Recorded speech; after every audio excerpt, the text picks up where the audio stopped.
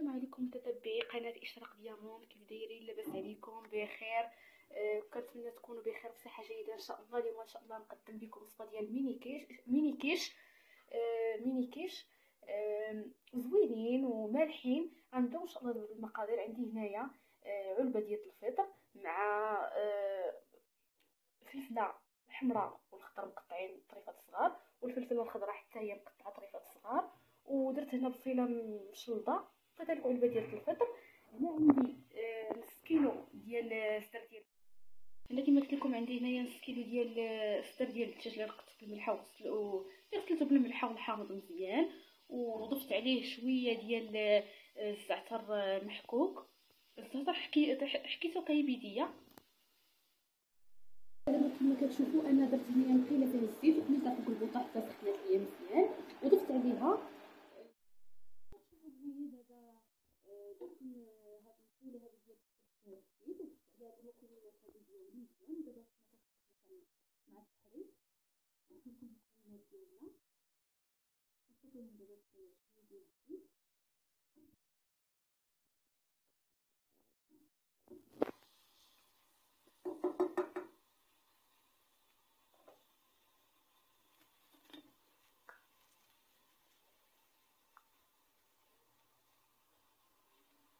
غنضيفوا قليل ديال السكينجبير،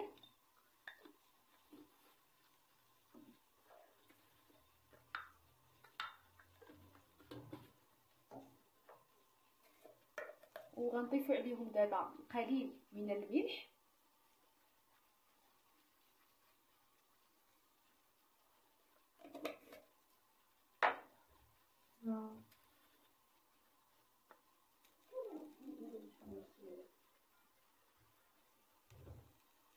وقليل من الفلفل الأحمر.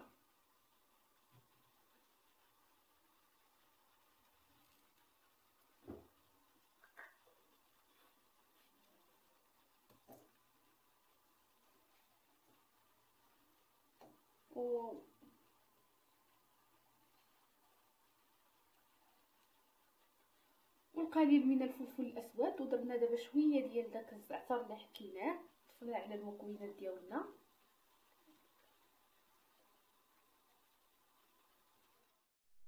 كما كتشوفوا دابا انا شحرت المكونات ديالي وبقيت مع التحريك. ودابا غنضيف عليهم واحد الرويس ديال الثومه محكوك، نسيت ما قلتوش لكم في الاول مع المقادير. دابا غادي نضيفو كما كتشوفوا. دابا ضفت داك الرويس ديال الثومه اللي حكيتو. دابا حنا كنحركوا هاد المكونات هادو ديالنا مزيان كيتشحروا لينا.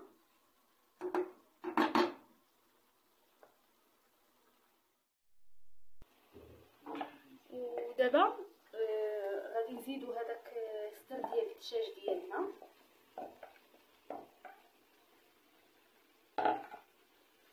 غنحركوا هاد المكونات هادو كاملين.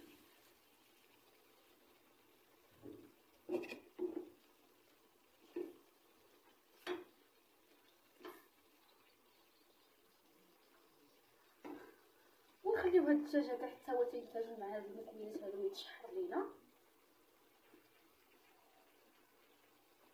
ونرجع لكم. ودابا غادي ندوزو المقادير ديال العجين. عندنا هنايا 500 غرام ديال الدقيق، و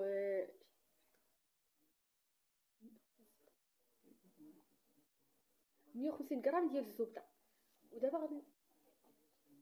ودابا غادي نضيفو معلقه ديال سكر حبيبات، وقبيصه ديال الملح،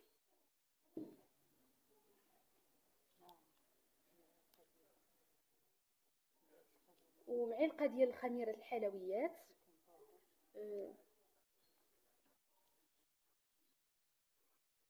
ودابا غادي ندمجو هاد العناصر هادو، نخلطوا المكونات ديالنا. ودابا غادي نضيفوا واحد الصفار بيضه، نسيت ما قلتهاش لكم في الاول مع المقادير. وغادي نستمروا في التحريك ديالنا حتى ينسجموا لينا هاد العناصر. ودابا غنزيدوا واحد الرشيشه ديال الماء باش نجمعوا العجين ديالنا. غنبقاو نستمروا بحال هكا. شوفوا دابا حنا جمعنا العجين ديالنا، والعجين ديالنا ولا على هذا الشكل هذا. وغنخليو العجين ديالنا يرتاح لينا واحد شويه ونرجعوا معاكم. باش نوجدوا الصلصه ديالنا، هنا عندنا 2 كيسان كبار ديال الحليب، كاس 2 كيسان ديال العلبه ديال الحليب. ودابا غادي نضيفوا عليها واحد 2 معالق كبار ديال الدقيق،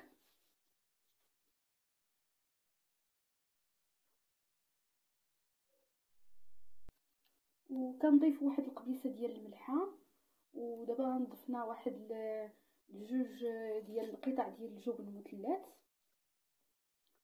وغادي نعاودو ثاني نضيفو عليهم واحد 2 ديال قطع ديال جبن مربع كيري.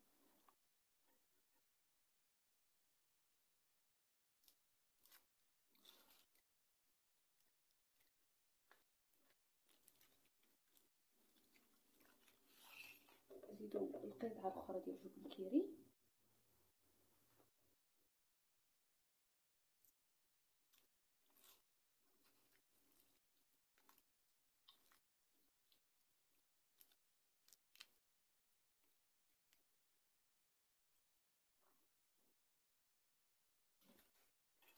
ودابا غادي نبداو كنخلطو هاد المكونات هادو ديالنا.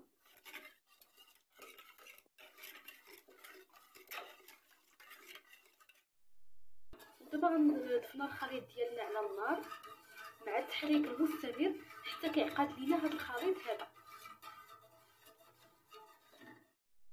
الخليط ديالنا وجد وعقد لينا وصبح لينا على هذا الشكل هذا. كما كتشوفوا معنا دابا حنا كنطلقوا في العجينه ديالتنا بالمدلك، كندلكوا فيها ولفيناها في واحد البلاستيك غذائي، ودابا حنا كنطلقوا فيها هكا بالمدلك بهذه الطريقه هذه.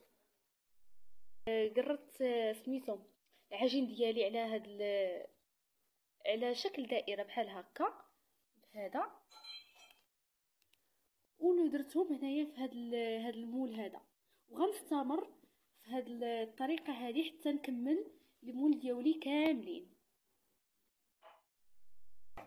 دابا هذيك الكريمه اللي كنا وجدنا معكم، دابا ضفنا عليها واحد 5 ديال البيضات وشويه ديال الملح وشويه ديال الابزار، وغادي نطحنوا هذا الشيء هذا مزيان.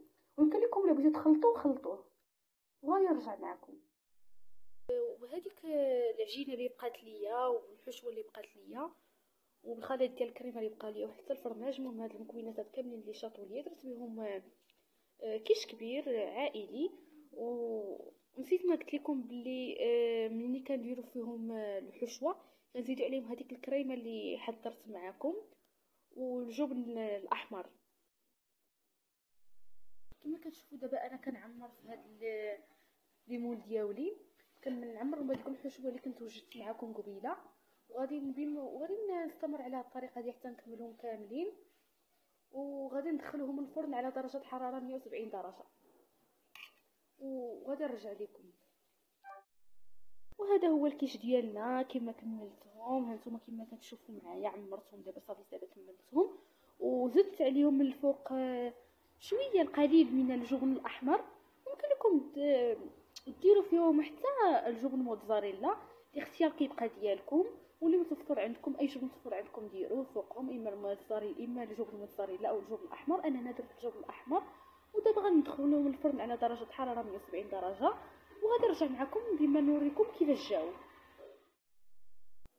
وكما كتشوفوا معنا دابا انا دابا خرجتهم من الفرن، كتشوفوا كما جاوني بهذه الطريقه هذه.